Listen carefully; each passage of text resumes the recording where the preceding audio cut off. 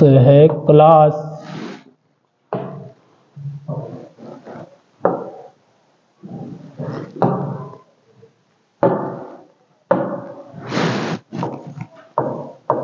Class 10th exercise 1.1 का 6th question है। देखिए,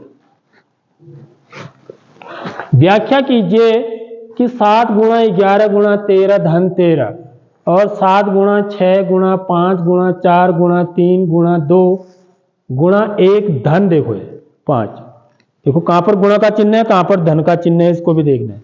कैसी संख्या है बच्चों? भाज्य क्यों है बोल रहा है। यहां पर दो संख्या है, ये और ये।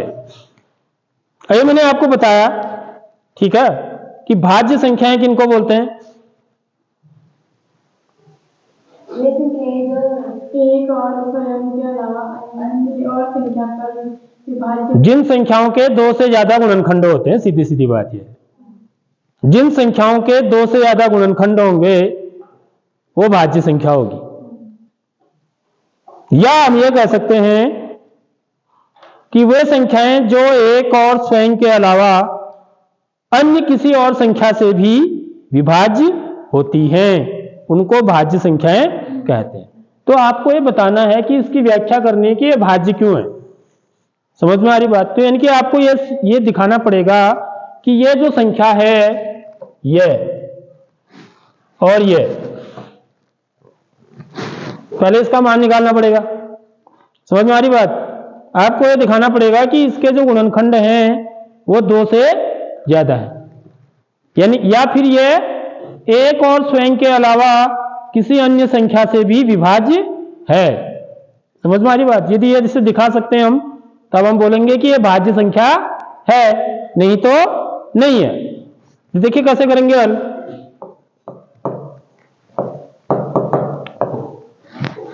क्या है वो बच्चों क्वेश्चन? 7 गुणा 11 गुणा 13 धन 13। देखो इसको करना कैसे है ये समझ लो, ठीक। अब देखिए इसमें कितने पद हैं बच्चों, कोई बच्चा बता सकता है? ये जो संख्या लिखी हुई है इसमें कितने पद हैं बताओ, कितने पद हैं इसमें? ये 4 बोल रहे हैं, हाँ 2 पद है, बिल्कुल सही बोला। पद हमेशा किससे अलग होते हैं?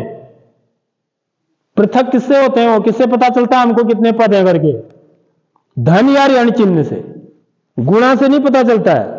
गुणा वाले तो एक ही पद, ये पूरा एक ही पद है, इन सब में गुणा का चिन्ह लगा हुआ है, धन का चिन्ह यहां पर है। समझ रहे हो? तो पहला पद मेरा ये है और दूसरा पद ये है, क्योंकि बीच में धन का चिन्ह है। देख लो, तो ये जो संख्या लिखी हुई है, ठीक है, इसमें 2 पद हैं। आगे बात समझ में? पहली बात तो ये समझ लो। तो यदि 2 पद हैं तो मैं क्या देखूंगा यहां पर? देखिए इसके गुणनखंड में, इसका गुणनखंड क्या है बच्चों? एक 13 है। यहां भी ये गुणनखंड क्या है? ये भी तो 13 है ना। समझ रहे हो बात? यानी कि क्या है मेरा 13 क्या है इसमें? 13 क्या है? सॉरी हाँ, ज्यादा मिट गया है।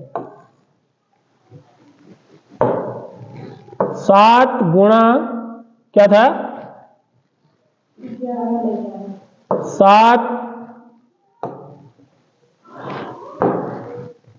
7 गुणा 11 गुणा 13। तो इसमें क्या चीज कॉमन है बच्चों? 13 कॉमन है। 13 को बाहर कॉमन ले लूंगा मैं। समझ में आ रही बात? ये दोनों पदों में। तो यहां क्या बचा? 7 गुणा 11 धन, यहां क्या बचा बताओ? 1। जो बाहर कॉमन लेते हैं ना उससे अंदर भाग देते हैं। समझ में आ रही बात? तो 7 गुणा 11 गुणा 13, तो बाहर मैंने 13 कॉमन ले लिया तो 13 से भाग दूंगा ना, 13 से 13 कट गया, तो बचा क्या? 7 गुणा 11, वो लिख दिया मैंने। दूसरा पद क्या है? 13 है, तो 13 में भी 13 का भाग दे दूंगा, तो 13 कम 13, तो यहां क्या बचेगा? 1 बचेगा। आगे बात समझ में? अब देखिए कितना आता है? 13 11 7 77 धन 1। आगे बात समझ में? तो ये क्या आ गया, 13 गुणा 77 में 1 जोड़ो 78, तो 13 गुणा 78। तो देखिए अभी मैं इसके अभाज्य गुणनखंड निकालूं तो 13 गुणा 78 के अभाज्य गुणनखंड क्या होंगे, 78। तो 2 से भाग दूंगा, ठीक है। 2 3 6 और 1 7, 2 9 18, 2 3 6 और 1 7, 2 9 18। फिर 3 से विभाज्य है, 3 कम 3 3 3, फिर 13 से विभाज्य है, 13 कम। तो इसके अभाज्य गुणनखंड क्या आ रहे हैं बच्चों, 2 गुणा 3 गुणा 13। समझ रहे हो बात?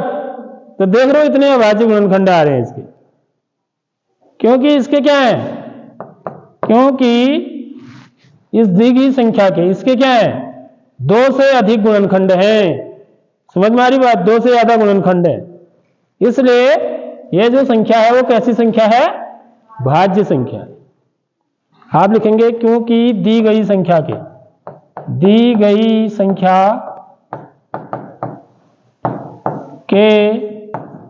2 से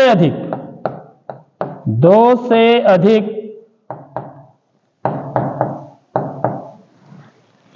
क्या है, गुणनखंड है, गुणनखंड हैं। इसलिए दी गई संख्या कैसी संख्या है बच्चों, भाज्य संख्या है। बस यही करनी है व्याख्या आपको, ठीक है। आगे बात समझ में आई नहीं आई? अब नेक्स्ट वाला देखिए इधर, ये क्या है, 7 गुणा 6 गुणा 5 गुणा 4 गुणा 3 गुणा 2 गुणा 1 धन 5। तो यहां भी कितने पद हैं, 2। इन दोनों पदों में क्या चीज कॉमन है, 5 कॉमन है, तो 5 बाहर कॉमन ले लेंगे। तो अंदर क्या बचा, 7 गुणा 6 गुणा 4 गुणा 3 गुणा 2 गुणा 1, 5 तो बाहर आ गया, ठीक है। और यहां क्या बचा, इसको देखो मेरे को ऐसे ब्रैकेट में लिखना पड़ेगा, ठीक है, या ऐसे यहां ब्रैकेट नहीं भी लगाओगे तो भी चल जाएगा। तो 5 को मैंने बाहर ले लिया, तो इसको ऐसे लिख देते हैं, चलो।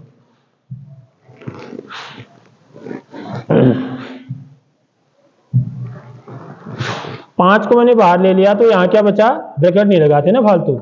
7 गुणा 6 गुणा 4 गुणा 3 गुणा 2 गुणा 1 धन, यहां क्या बचा, 5 की जगह पर क्या बचा, 1 ही बचा।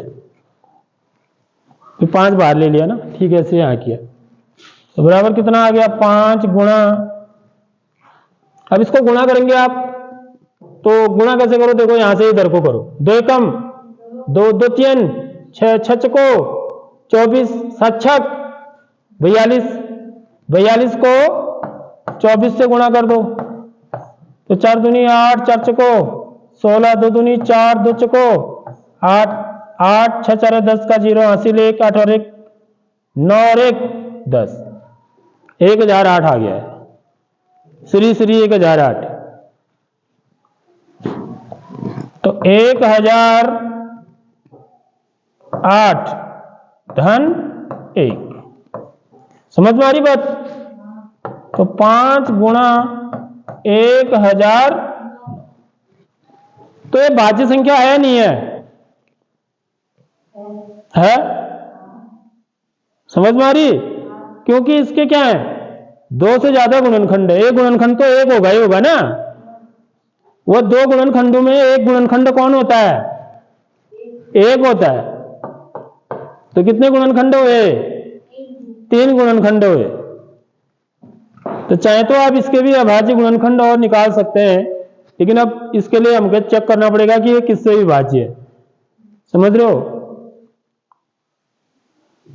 तो माना किसी से विभाज्य नहीं भी है, माना तब भी यह भाज्य संख्या है, क्योंकि इसके क्या है, 2 से अधिक गुणनखंड हैं। तो यहां पर भी एक गुणनखंड 1 भी होता है, यहां तो मैंने अभाज्य गुणनखंड ही निकाले ना, ठीक है। जो मैं दो गुणनखंडों की बात बोल रहा हूं